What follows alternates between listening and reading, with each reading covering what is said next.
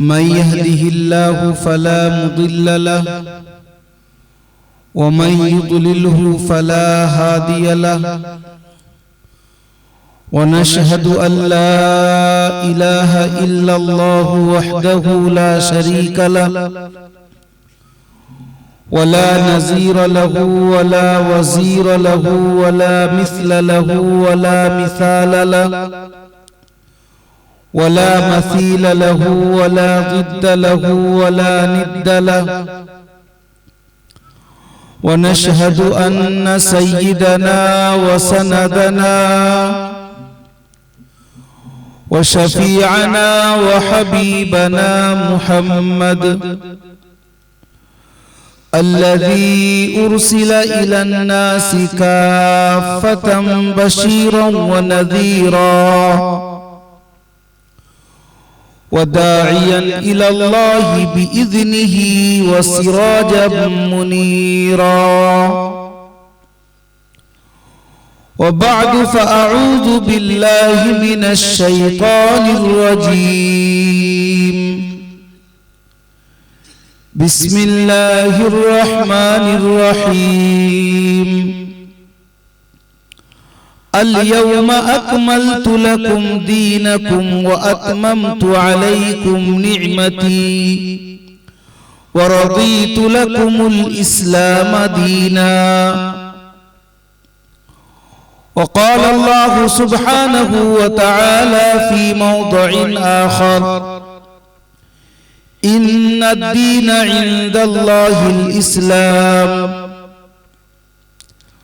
وقال رسول الله صلى الله تعالى عليه وسلم يا أبا سفيان جئتكم بكرامة الدنيا والآخرة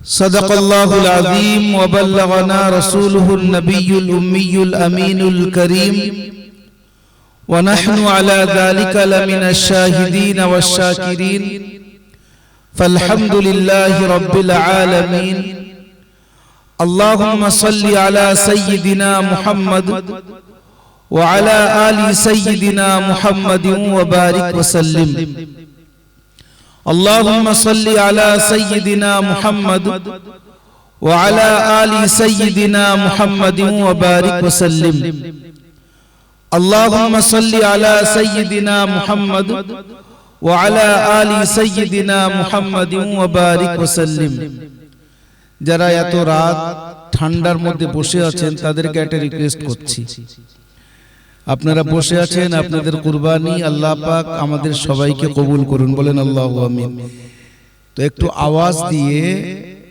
যাতে আপনারা বসে আছেন এবং মুতায়াক্কিজ আছেন মানে অ্যাক্টিভ আছেন এটা বুঝে আসুক ওইজন্য একবার সবাই দুরূদ শরীফ পড়েন আল্লাহুম্মা সাল্লি আলা সবাই পড়বেন কেউ চুপ করে থাকবেন না যেখানে যেখানে আওয়াজ যাচ্ছে সবাই পড়েন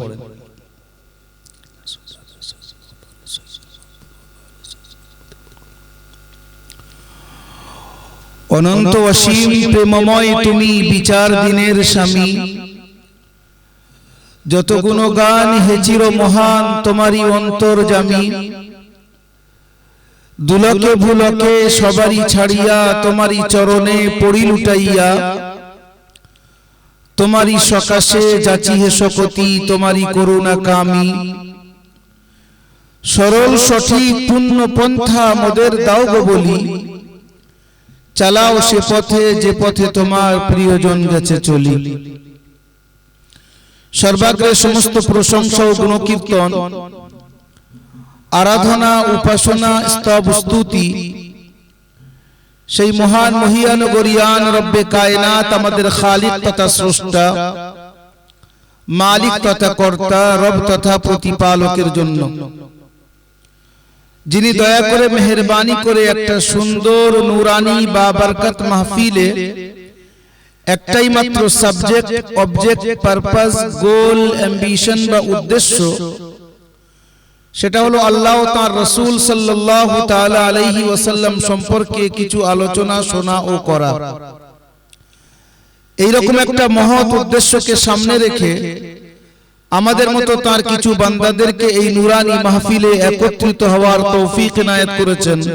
তার শুকরিয়া জ্ঞাপনার্থে একবার সবাই সম্মিলিত স্বরে বলি আলহামদুলিল্লাহ। অতঃপর আমার আপনার নবী, শেষ নবী, মহানবী, প্রিয় নবী, সোনার নবী, সাম্প্রদায়িক সম্প্রীতি, ঐক্য, সংহতির মূর্ত প্রতীক, আমিনার দুলাল, মরুর ভাস্কর, আহমদে মুজতবা, মুহাম্মদে মুস্তাফা সাল্লাল্লাহু তাআলা আলাইহি ওয়াসাল্লামের উপরে অসংখ্য দরুদ ও সালাম বর্ষিত হোক। সবাই বলেন আল্লাহু আমিন। অতঃপর আজকের সভার নির্ধারিত, নির্বাচিত, যথাযোগ্য মহামান্য সভাপতি সাহেব খুব সম্ভব জানাকে নির্ধারিত করা হয়েছিল, তিনি আসতে পারেননি। দুজন ব্যক্তি, দুই বুজুর্গ, একজন হযরত মাওলানা আব্দুল হামিদ সাহেব মুদ্দাজিল্লুহু, ওনার 86 বছর বয়স, আর আরেকজন মাওলানা আব্দুল খবির সাহেব, জানার মাদ্রাসায় আমি এবং আমার কারি সাহেব, শ্রদ্ধেয় কারি সাহেব, উনি একটা মাদ্রাসায় পড়ান, আমি আর একটা মাদ্রাসায় পড়াই। তো আমার সঙ্গে মাওলানা আব্দুল খবির সাহেব চরণের কাছাকাছি এসে গিয়েছিলেন, কিন্তু ওনার হঠাৎ প্রেসার এত বেশি বেড়ে গেছে, বাধ্যতামূলক ঘুরিয়ে আবার ওনাকে এক জায়গায় রেস্টে রেখে মাথায় পানি দিয়ে তারপরে আমি এসেছি। এই জন্য আসার পরিপূর্ণ চেষ্টা করে উনি আসতে পারেননি। তো এই কথাটা আপনাদের সামনে আমি নিজে শুনিয়ে দিলাম, যেহেতু একই সঙ্গে আসছিলাম, যাতে কোনো রকম মিসকনসেপশন না হয়, ভুল বোঝাবুঝি না হয়। সঠিক দাওয়াত পৌঁছে গিয়েছিল, আমরা হ্যাঁও করেছিলাম, আলহামদুলিল্লাহ, আল্লাহ আমাকে আনিয়ে নিয়েছেন। ওই দুই বুজুর্গ আসতে পারেননি। যাই হোক, আমি আপনাদের সামনে এত রাত পর্যন্ত বসে আছেন, একটা বিষয় নিয়ে আলোচনা করব, যদি আল্লাহ তৌফিক দেন। আর বিষয়টা বড় মজাদার। প্রায় জায়গায় একটা কথা আমরা বলি, there is no problem but you can find a solution in Islam. আমার আপনার জীবনের মধ্যে এমন কোন সমস্যা নেই যার সমাধান হযরত মুহাম্মদ মুস্তাফা সাল্লাল্লাহু আলাইহি সাল্লাম দিয়ে যাননি। এবং আশ্চর্য হবেন, I think plenty of educated people are present here, they are listening to me. It's our responsibility to spread that message of peace which brought Prophet Muhammad sallallahu alaihi wasallam to this world to lead the humanity towards the right destination. যারা এখানে উপস্থিত আছি, আমাদের কর্তব্যের কমির কারণে মুহাম্মদুর রাসূলুল্লাহকে যেভাবে study করার দরকার ছিল আমরা করতে পারিনি। নচেত আশ্চর্য হবেন, এক একটা জিনিস আমরা সামনে দেখাতে পারবো, যেটা আমরা বলি সায়েন্সের উন্নতি, টেকনোলজির উন্নতি, বিজ্ঞানের উন্নতি, এর আসল যদি আমরা খুঁজে বার করতে চেষ্টা করি, প্রত্যেক জায়গায় মূল জায়গায় বসে আছেন হযরত মুহাম্মদ মুস্তাফা সাল্লাল্লাহু আলাইহি ওয়াসাল্লাম। আমি একটা দুটো জিনিস আপনাদেরকে উপমা হিসেবে দেখাতে চাচ্ছি, পরিষ্কার বুঝতে পারবেন। মনে করেন আমরা এই পানি পান করি, একটু ভালো করে কথাটা শুনবেন, খুব শর্টে অল্পক্ষণ কথা বলে ইনশাআল্লাহ দোয়া করে নিজের জায়গায় চলে যাব। পানি পান করি, আমাদের অনেক ভাই আছে পানি পান করি, কেমন ভাবে পানি পান করতে হয় ইসলাম তো শিখিয়েছে, কিন্তু আমরা জেনেও আর না জেনেও অনেক সময় এমন ভাবে পানি পান করি যেটা উচিত না। একটা ছোট্ট ঘটনা আপনাদেরকে বলি, তাহলে বুঝতে পারবেন। আমেরিকার মধ্যে আমাদের ভারতীয় একজন যুবক, সে চাকরি করে। তো একদিন ড্রাইভ করতে করতে ওর হঠাৎ পিপাসা লেগেছে, তো নিজের গাড়িটাকে এক সাইডে রেখে একটা হোটেলের মধ্যে গিয়ে একটা ওয়াটার পট কিনে, পানির পট কিনে নিয়ে বসেছে একটা চেয়ার। আর চেয়ারে বসে ওর মুখটাকে খুলে ও বলছে বিসমিল্লাহ, তারপরে এক ঢোক পানি নিয়েছে। পানি নেওয়ার পরে ওই পটটাকে মুখ থেকে সরিয়ে নিয়ে নিঃশ্বাস নিয়ে আবার এক ঢোক পানি নিয়েছে, আবার মুখটাকে সরিয়ে নিয়ে তৃতীয়বার যতটা পানি খাওয়ার সব পানি খেয়েছে, লাস্টেও বলছে আলহামদুলিল্লাহ। পাশে একজন বসেছে, সে এর পানি খাওয়ার পদ্ধতিটা একটু নূতন মনে হলো, এইরকম তো কেউ পানি খায় না। এ যখন পানির পটটাকে বন্ধ করে উঠে চলে যাচ্ছে, এই ব্যক্তি জিজ্ঞাসা করছে, ও mister please 1 minute, I want to talk to you for a while, একটু দাঁড়াও, আমি তোমার সঙ্গে একটু কথা বলবো। এ উত্তরে বলছে, আমি তো তোমাকে চিনি না, তুমি কে?